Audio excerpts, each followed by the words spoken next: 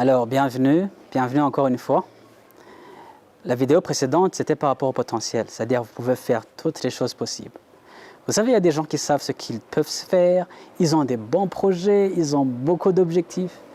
Mais sachez une chose très importante, il y a des blocages.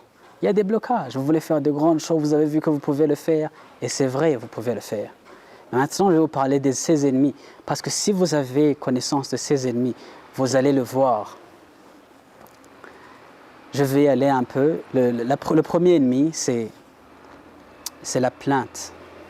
Vous savez, des gens se plaignent. Il y a trop de problèmes au pays. J'ai trop de problèmes, j'ai trop de dettes. Ça vous empêche de voir le potentiel. Vous savez, dans la vie, c'est une question de où on regarde. Et il faut savoir que vous avez le choix de là où vous regardez. Et lorsque vous vous plaignez, sachez que vous n'allez rien faire. Vous vous plaignez des gens, mais vous ne voyez pas la grâce, le potentiel, la puissance qui est à côté de vous. Lorsque vous vous plaignez, vous êtes en train de dire « Non, Seigneur ». La deuxième chose, c'est la peur. Ça vous dit quelque chose? La peur. La peur. La peur de faire ce que vous voulez faire. La peur de faire la volonté du Seigneur, premièrement. Vous avez un objectif. Dieu vous dit de faire quelque chose, mais vous ne le faites pas parce que vous avez peur de ce que les autres diront. Quand dira-t-on? Que diront mes amis? Et ça amène la désobéissance. Et la désobéissance, c'est très mauvais. C'est un inconvénient du potentiel. Vous allez vous dire, pourquoi est-ce que je vous ai dit toutes ces choses? Et pourquoi les gens n'y arrivent pas? Et j'aimerais vous dire tout cela, il faut le savoir. Et il faut savoir que vous êtes responsable de vos choix. Et la peur nous empêche de faire des choses. La troisième chose, c'est le découragement. Vous êtes découragé, vous faites des efforts chaque jour, mais vous êtes découragé. Vous voulez faire du sport, ça fait 2 semaines, vous étiez chaud 2 semaines avant, mais maintenant vous avez abandonné. Des fois, les gens sont découragés, ça nous arrive. Oui, ça arrive d'être découragé, mais ne soyez pas découragés. C'est très important. Des fois, moi, je dormais même par terre, je dirais, Seigneur, je n'ai plus de force, je suis fatigué. Mais dans l'humilité, on obtient la force. L'autre chose, c'est la procrastination. Vous voulez faire demain. Je vais faire l'année prochaine. Les objectifs, je les commence l'année prochaine. Si vous voulez changer, non. Dès que la vidéo s'arrête, écrivez comment vous voulez changer. Écrivez votre biographie. Écrivez votre vie. Changez maintenant. Ne cherchez pas demain. Ne cherchez pas à demander pardon demain, ne cherchez pas à dire merci demain, mais c'est aujourd'hui, aujourd'hui même. Le changement commence aujourd'hui. La recherche de votre potentiel, de l'exploiter, c'est aujourd'hui même. Vous avez une belle idée, mais vous voulez commencer demain. Demain ne commence jamais. J'aime donner l'exemple du sport, parce que des fois les gens veulent développer leur physique, veulent perdre du poids, mais ils veulent commencer demain. Mais vous pouvez faire un sport de 10 minutes. Allez sur YouTube, écrivez 8 minutes, vous allez voir. 8 minutes de sport. Vous allez transpirer, trop même. Mais vous voulez faire demain. Mais si vous commencez par 5 minutes, et ne vous donnez pas des grands objectifs, non, donnez-vous de petits objectifs et soyez fidèles en ça. N'est-ce pas? L'autre chose, c'est les échecs passés. Les échecs que vous avez connus dans le passé vous empêchent de voir mieux. Il faut faire la paix avec votre passé. C'est votre passé, c'est pour cela qu'il s'appelle le passé. C'est un passé, maintenant vous êtes dans le présent, mais ça demande du temps. Je vous ai parlé de la gratitude, soyez reconnaissants, cherchez la face de Dieu, c'est lui qui vous guérit, mais cherchez vraiment à être en paix avec votre passé. Les échecs que vous avez connus dans le passé, vous avez fait un business, vous avez essayé de faire quelque chose le mois passé, vous avez échoué. Oui, l'échec fait partie de la vie. Oui, des fois on échoue. Mais la différence entre les gens qui réussissent et ceux qui ne réussissent pas, c'est comment ils voient l'échec, leur réaction face à l'échec, comment ils réagissent.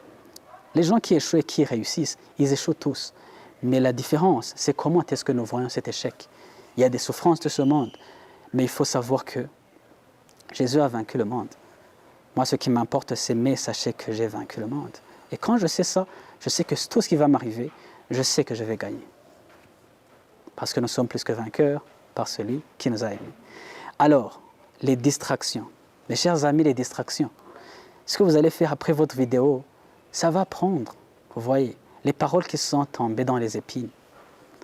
À cause de beaucoup de distractions de ce monde, vous allez sur Internet, vous regardez encore des blagues. C'est pas mal de regarder des blagues, c'est pas mal, mais ce que vous regardez, vous prenez combien de temps sur WhatsApp? Ce sont des distractions.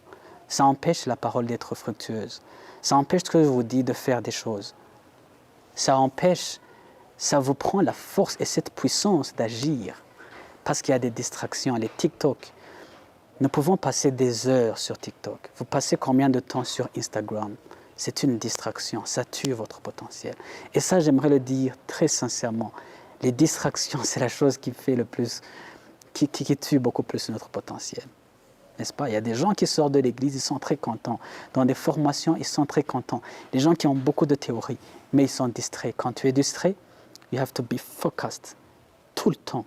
Même quand tu discutes avec quelqu'un, tu dois garder ton objectif en tête. Les distractions, les gens t'amènent, ils te disent « Ah, tu veux qu'on aille ici ?» Si tu n'as pas dit avant, il faut que tu sois focused. Les traditions, la tradition. La tradition est très belle parce qu'elle nous permet de garder des guidelines. Mais ça peut nous empêcher d'innover. Il y a des choses qui nous conviennent, ça n'a pas changé. Les traditions en disant que les filles ne peuvent pas aller sur des motos, par exemple. Je ne sais pas ce qu'on dit. Mais il y a des traditions qui t'empêchent de développer ton potentiel. Avant, qu'on disait que les femmes ne vont pas parler, ce sont des traditions avant les hommes. Quelqu'un peut penser comme ça. Ce sont des traditions qui nous empêchent de nous développer. Vous voyez, je ne vais pas, vous comprenez plusieurs traditions, ça nous empêche de libérer notre potentiel. N'est-ce pas? Vous connaissez dans la société burundaise certaines traditions qui nous empêchent de développer votre potentiel. Ce sont des traditions, n'est-ce pas? Ce sont des traditions et des traditions pour, on dit qu'un mariage qui est bien fait doit être comme ça. Je ne voulais pas le dire, mais il faut que je le dise.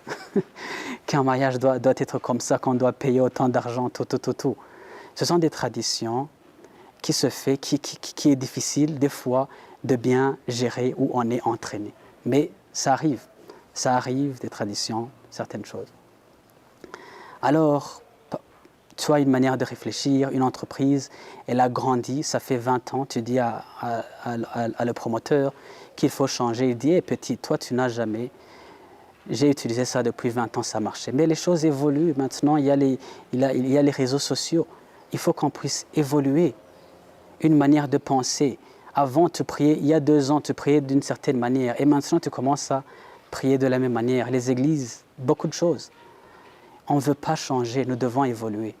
Mais je dis, il faut prendre ça avec des réserves, parce qu'il faut utiliser ça avec sagesse. Les traditions sont très importantes, mais il faut que ça ne vous évite pas d'innover. Il y a la pression de la société. Quelqu'un, il a 25 ans, 26 ans, 27 ans, et il ne veut plus parler aux gens parce qu'on veut tout le temps qu'on ne parle que de mariage. N'est-ce pas? C'est bien, c'est très important, mais des fois la pression de la société peut t'empêcher de te développer parce que la société te met une pression. Et il y a aussi le mauvais environnement. Si tu es dans un mauvais environnement, ça peut t'empêcher aussi de développer ton potentiel parce que ça te limite. Si on met une caméra, si on met un téléphone dans de l'eau, il y a des téléphones qui entrent dans de l'eau, mais il faut savoir que il y a un environnement propice pour vous et lorsque vous le trouvez, vous allez vous développer. Et j'aimerais terminer par l'opposition.